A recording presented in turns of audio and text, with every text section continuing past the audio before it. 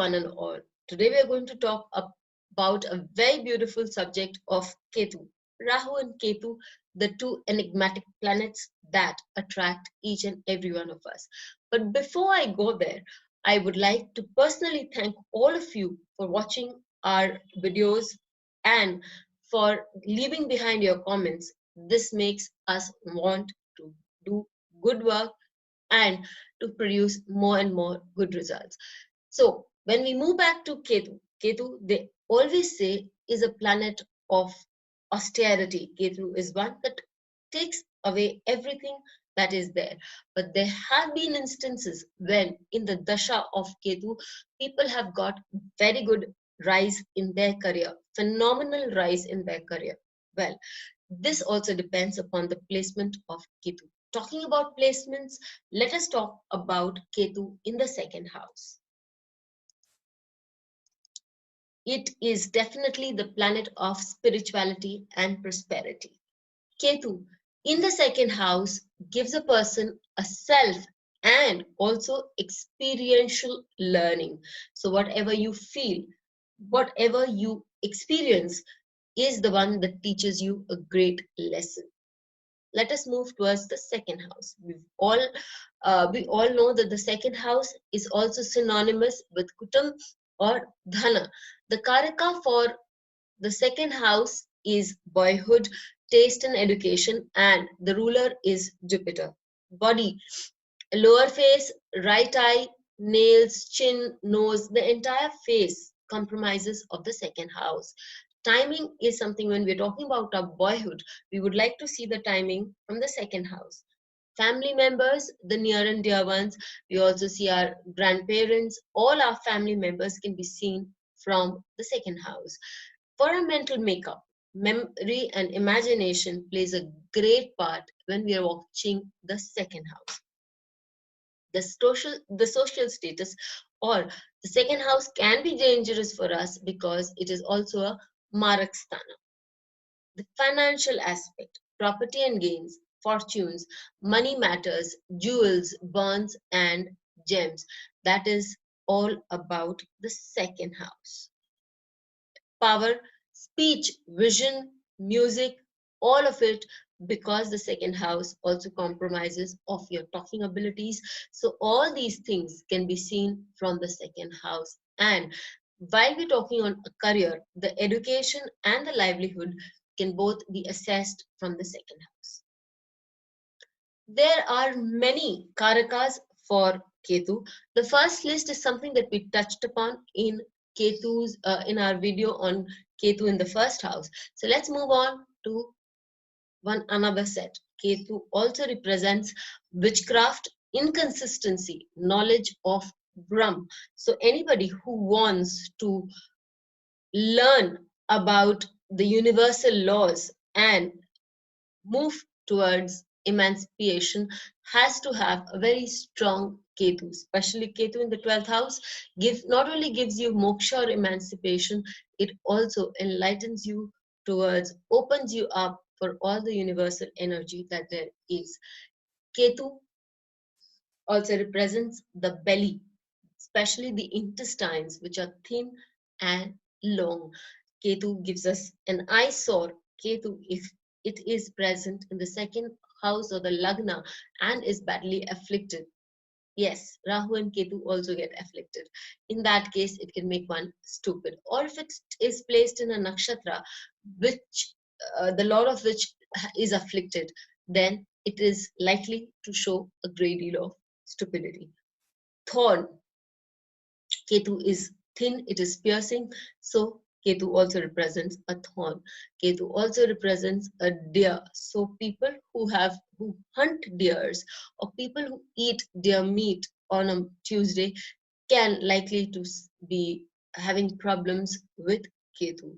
Ketu is knowledge personified, and Ketu can be strengthened if Ketu is weak in your chart and you need to strengthen it. One of the most important things that one can do is observe silence as a fast.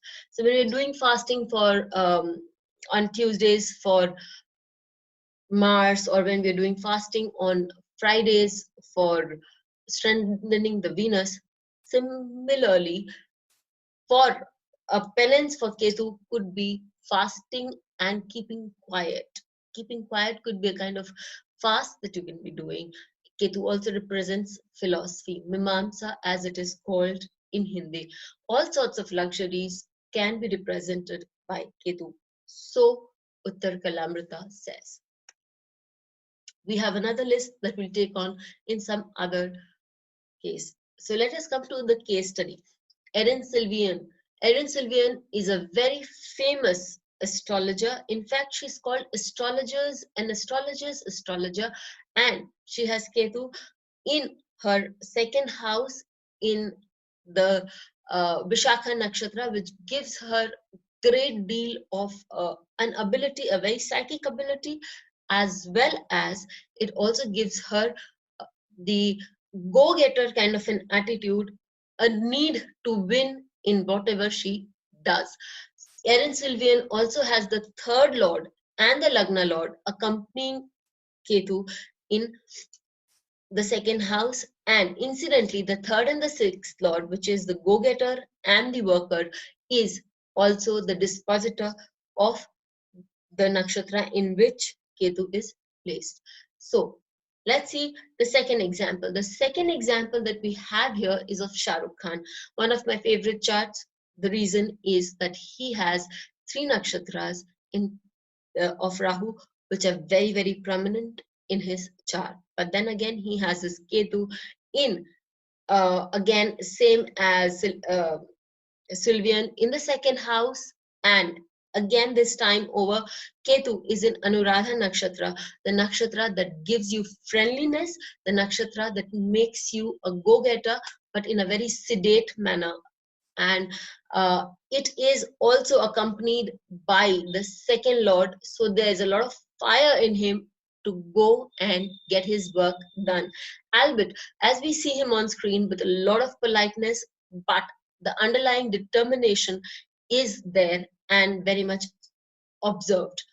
So let us see what Ketu does when it is present in the second house, and how does it express itself in the second house. Ups and downs in the financial situation. When we look at the chart of, and when we read the history of Shah Rukh Khan, we would be well able to establish that Shah Rukh Khan has come from a long way from where he was to where he is now, and that is in one of his tweets a few days ago. He'd written, when a fan had just asked jokingly what would be the rent of his room, one of the rooms in his house, Mannat. He'd very politely written that 30 years of hard work. Yes, so he's had a lot of ups and downs in his financial life, but that has just strengthened him to move ahead with a lot of guts. So he also has the desire to take financial risk. Yes, both of them, Erin Sylvian and Shah Rukh Khan, their charts do show a great deal of, and their lives show a great deal of ability to take financial risk. Erin Sylvian has been the pioneer in many ways. She's written books in astrology which has been different from what others have. She's very famous for her retrograde book, and she's also very famous for writing a book on psyche, on astrology and psyche, and that has been one of its kinds, and she's been able to take that risk and pull it off. As far as Shah Rukh Khan is concerned, he was the first one to invest in a team, Indian IPL team. For those cricket lovers out there, in IPL team, he was one of those first pioneers from the industry to invest, and has been successful in so many years.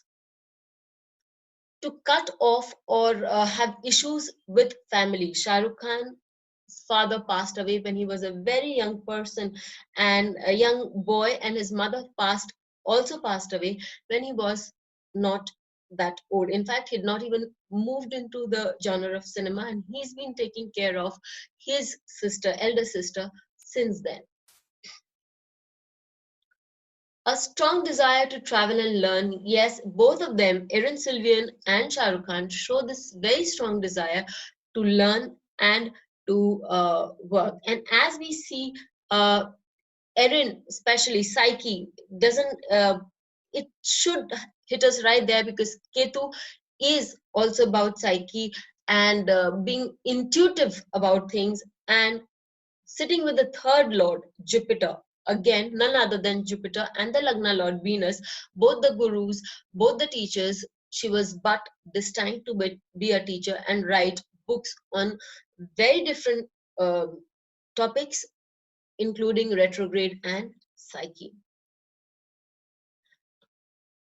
Learning based on self experience. Shah Rukh Khan is not very educated, in the sense that formal education is something that is just not too high up on the ladder on, but he is said to be one of the most well read people in the industry, and is always interested in learning more and more, and very different methods of that. Deep understanding and insight there is for becoming an astrologer of repute, and to write books on subjects which are so different, especially psyche. One does need to have a very different kind of insight and an understanding, and Erin Sylvian holds that mantle quite well. As far as Shah Rukh Khan is concerned, yes, on anything that he's asked to deliver a speech. In fact, he has also been one of those people who have been invited by Harvard to deliver his speech, and he's very, very beautifully done that job.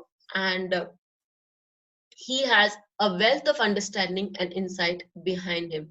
Sarcastic speech, which can cause problems. Erin Sylvian doesn't make bones when she about her feelings. She doesn't mince words about her feelings for feminine issues, and has been standing very, very straight and tall on these issues. And they have at times got her in places that are unwarranted. Nevertheless, she stood up for them upright, without feeling overwhelmed or under the weather on these issues. Shah Rukh Khan, we all know, has had his share of scuffles because of his sarcasm, because of his speech, but he continues to be loved by one and all on these matters. Ketu in the second house gives a person in self and experiential learning. We will continue this series for more to come, but one thing we all need to understand is that Ketu does also show us a very vivid picture of our past life. Till we meet again, see you soon and have a good day. Thank you.